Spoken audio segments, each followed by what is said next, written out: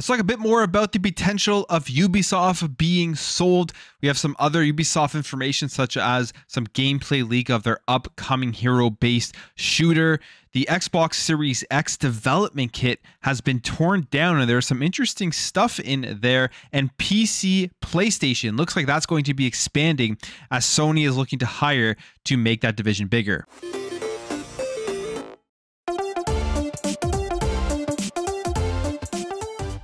So over the weekend and at the end of last week, we got some information, a very interesting, a very big report about Ubisoft, and that it looks like they may potentially be open to being acquired, and there are private equity firms that are looking to purchase Ubisoft. Now, these private equity firms are some of the biggest in the world, Blackstone and KKR.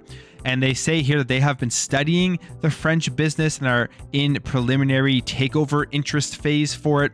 But the company hasn't yet entered into any serious negotiations with these potential acquirers. So this is interesting because if you remember back in 2018, Ubisoft pulled out all the stops to stop the hostile takeover from Vivendi, which is a big media conglomerate. In fact, back in 2018, Vivendi wanted to just have the hostile takeover of the company, but then they went back and they had decided that they were going to sell off all of its existing shares in Ubisoft and agreed not to acquire any more for the next 5 years. And in order for all of this to happen, Ubisoft had to go out and get funding from some big companies. First of all, they had to get an investment from Tencent, as we know, the owners of League of Legends and Riot, and seemingly are looking to continuously build and purchase more and more developers, more and more companies out there. Tencent has been doing this over the last year or so, just getting bigger and bigger. They also got buy-in from the Ontario Teachers Pension Fund, which I didn't really know this until looking into what happened back in 2018. I remember this entire story, but I had no idea that the Ontario Teachers Pension Fund was involved in this. And this represents more than 300,000 active and retired teachers, and they helped Ubisoft purchase up some of the stake of Vivendi so that there wouldn't be a hostile takeover. So that was really interesting when that happened back in the day, and you would have thought that, hey, this means that they want to keep Ubisoft. Yves Guillemot does not want to sell. He does not want to lose control of the company, and that he's going to be working with it for years and years to come. And we're only 4 years after they went through all of this to make sure that this hostile takeover did not happen. And now we're seeing a completely different story, that they are open to all of this. Now, it isn't that big of a surprise because when you look at Ubisoft, you look at their stock and it has fallen dramatically. A lot of this has to do with some of these scandals that they have been involved with, but the stock was over $110 a share in July 2018, and now it is at $41 a share. But you would still need to go through the Guillemot family, which is currently estimated to own 15% of that, which is just under $5 billion market cap of the business. But if somebody wanted to buy the company, they would still have to go through the Guillemot family, Yves Guillemot. And I think the last person in his family that could have taken over, like his son, has left the company, and that's maybe one of the reasons why he's looking to sell. But as of right now, they're just under a $5 billion market cap for the business. Obviously, when you buy the company, I was talking about this information during my Plumecast, and I was looking at the market cap. I got a lot of comments in that video saying they're not going to sell it at $5 billion, which of course they're not going to. They're going to be selling it for more than that. But that's right now what the market cap is. Meaning that big companies like Microsoft, if they were able to purchase, they could purchase it. Sony probably could purchase it as well. But then you have all these investment firms that are trying to get in. I'm sure Tencent's looking at this since they helped stop the hostile takeover back in 2018. I'm sure there's people like Google that would love to get their hands on this and try to make Stadia bigger, even though it seems like Google's kind of moving away from Stadia. But I feel like if Ubisoft is trying to sell, if this is something they're really looking forward to, there's going to be a lot of interest out there. I know there's people out there that just don't like Ubisoft games anymore, but they have some of the biggest franchises and some of the most successful franchises in Assassin's Creed and Rainbow Six, in the Far Cry series. They're going to bring back Splinter Cell, which I think will be extremely successful. And they have new IPs that could be successful. I mean, The Division as well is very successful. You think about Immortals, Phoenix Rising. That's one that not a lot of people talk about, but that is a really good game that could really become something bigger than it is. But overall, Ubisoft, I think, is very desirable in terms of the IP strength that they have. I think a lot of companies will be looking at if they're going to be able to afford purchasing this company if they are really actually opening to selling, or if this is just the preliminary beginning of it. They're just trying to field offers and then go from there. But when it comes to the games themselves, as we know, Assassin's Creed Valhalla came out in 2020. We don't know when the next one is going to be coming out. It was almost on like a yearly basis release, and I thought that it was time for them to get off the yearly basis. So it's good that we haven't gotten a new one yet. We have gotten some big DLC for Valhalla, which have been fun, but we know that their next stop, their next game for Assassin's Creed Valhalla, the big thing that they're trying to push is going to be that live service with like the Assassin's Creed Infinity. So to fill in the gaps before that comes out, there's going to be a standalone Assassin's Creed game. And this is something we've also heard about. It was going to just be another planned DLC for Assassin's Creed Valhalla, but they're going to take it out and put it as its own standalone game. And this is so that they can have some more content for people over the next 18 months while they wait for the new stuff to come out. But the next Far Cry, the next Ghost Recon, and again, the next full-fledged Assassin's Creed game remain further out than Ubisoft had previously planned. And this is according to 3 sources familiar with their development. And here's what they say about this. We don't comment on rumors or speculation. Ubisoft has unmatched creative and production capacities with more than 20,000 talented people collaborating across our global studios on game development. Thanks to them and to our long-term approach and appetite for taking creative risks, we have built some of the industry's strongest proprietary brands and have many promising new brands and projects on the horizon. We also have one of the industry's deepest and most diversified portfolios, cutting-edge services and technologies, and a large and growing community of engaged players. As a result, we're ideally positioned to capitalize on the rapid industry growth and platform opportunities that are emerging right now. So lots of interesting stuff here as to whether they are going to sell or not, but it does really look like they are looking into it, and it gets you to start to think who is going to be the one to acquire this. I know Xbox right now, they're waiting for Activision Blizzard to be passed and to finalize and go through. So for them, this is kind of bad timing, I would say, for this to become available.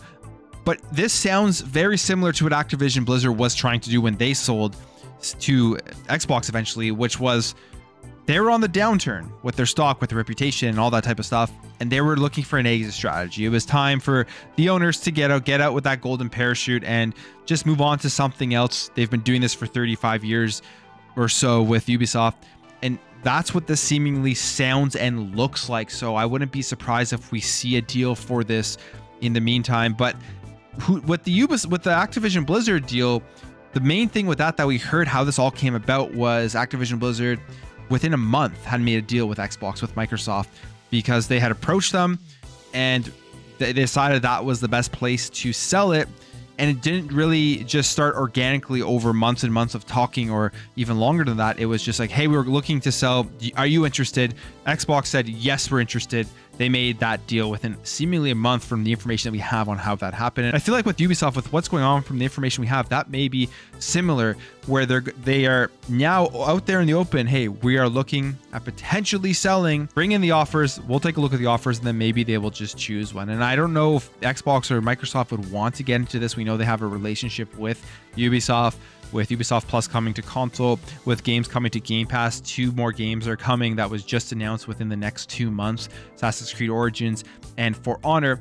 But overall, if you look at what company this would fit in with more between Sony and Microsoft, I think Sony would want to get their hands on Ubisoft right now more than Microsoft, because they're trying to expand out more to that games as a service business, which they don't have very much of.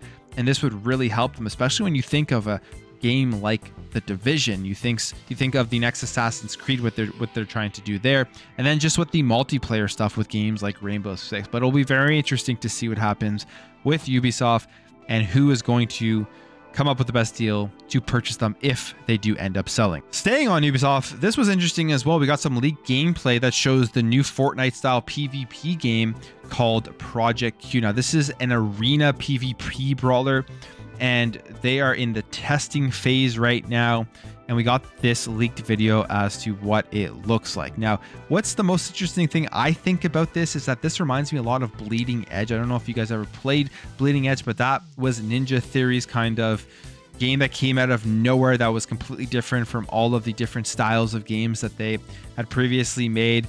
And it was just kind of a passion project that was an Xbox exclusive, that I played through, and it was fun. Like the game, the matches were fun, the characters were interesting and creative, but the game just died instantly. Nobody played it. It did not take off, and I think right now it's probably relatively hard to even find a match in Bleeding Edge, which was unfortunate because there was definitely something there.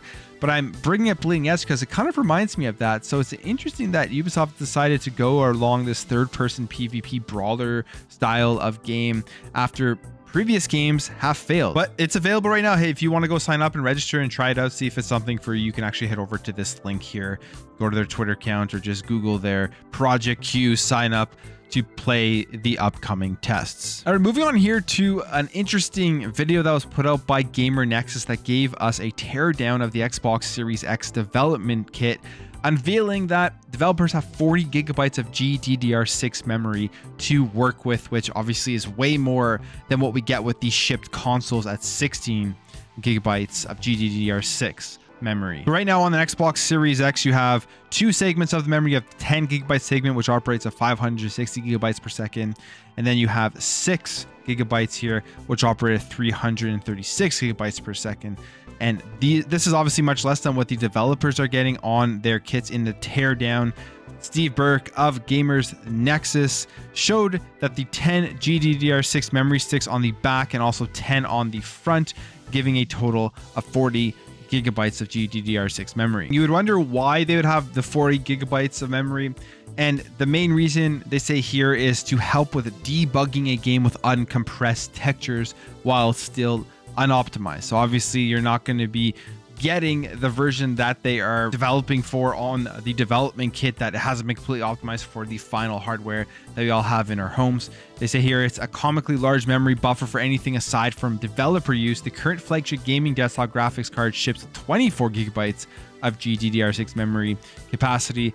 So the Series X dev kit offers 66% more memory than that.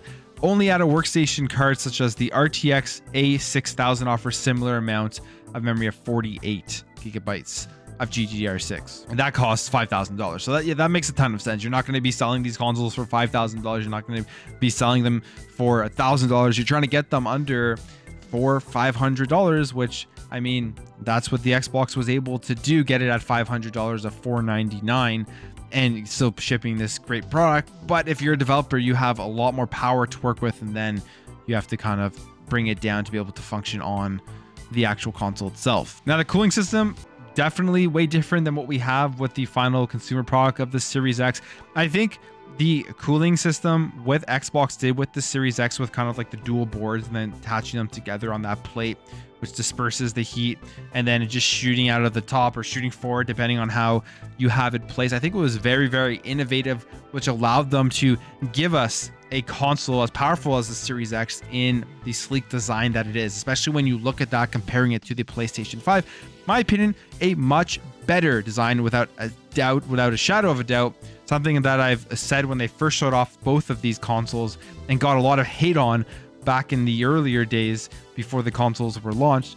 But with the dev kit itself, it's pretty much just like an Xbox One X in terms of its look. It's thicker. It's almost like two Xbox One X's on top of each other when you get a good view of the actual thickness of the case. In fact, you can see here, definitely a thicker big boy compared to the Xbox One X, and just essentially looks like that with a lot more functionality and a lot more features on it, and then obviously a lot more power within the box itself. So just some interesting news, just some interesting stuff here with the actual dev kit itself, that he's able to get his hands on it and then tear it down and let us know what was inside of it and what developers are using or were using before these consoles were released with the Project Scarlet chip in there to start making the games. And finally, some PlayStation news, but something that I don't think is surprising, something that is expected, and we will see more of this going forward.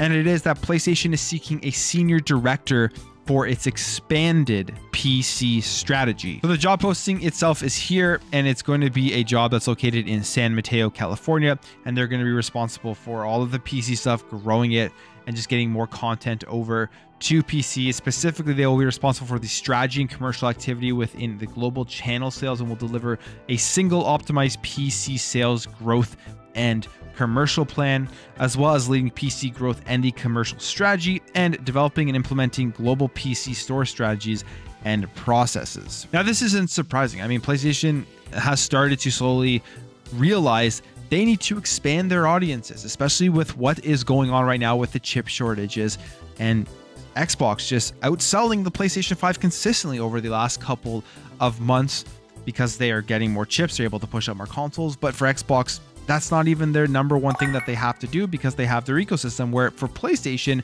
it's a much bigger effect when you're not able to get chips. You're not able to ship as many consoles to customers. When it's your main avenue of getting people into your ecosystem, you're going to have to start thinking about the time is now to start expanding the brand onto more platforms. And that platform for PlayStation is going to be PC. We saw God of War come over and how great that game did. We've seen Days Gone, we've seen Horizon, we've seen Uncharted. And I'm not going to be surprised if we start to see some of their newer games make their way over to the PC channel, because you put those games on PC, they go out to a much larger base. They're selling well on Steam. They have those numbers already to support the fact that they should be putting more games onto PC. And Jim Ryan himself came out at the beginning of the generation, didn't give any indication that they wanted to go further onto PC. Also didn't give any indication that they wanted to put games onto PlayStation 4, but we all know how that has worked out, especially in 2022 when they're producing more PS4s because they can't get as many PS5s out to their customers. And then has also come out after that saying that they want to expand more to PC and that a whole slate of games will be coming to PC, which overall I think is a very good thing. We know God of War potentially still coming out in 2022. They said that it is coming out and not to worry about it. And with God of War coming out in 2022, there is a lack of PlayStation 5s, or not as many PlayStation 5s that they will have wanted out on the market at this point. Maybe that's a game they consider testing with launching on PC, either on the release date or maybe a little bit after the release date. I think that would be very interesting to see if they do something like that. But the PC strategy for PlayStation is coming. I think it's a good thing for all gamers. And I also think it was something that they have been looking at for a very long time. But that's it for me, guys. Let me know your thoughts on potential acquisition of Ubisoft. What do you think about that Series X dev kit and PlayStation PC? Do you think they are going to start bringing over new PlayStation games to the PC platform? If you enjoyed this video, hit that thumbs up button. If you're new here, you liked what you saw, consider hitting that subscribe button. Thank you for watching. Thank you for your support, and I'll catch you in the next video.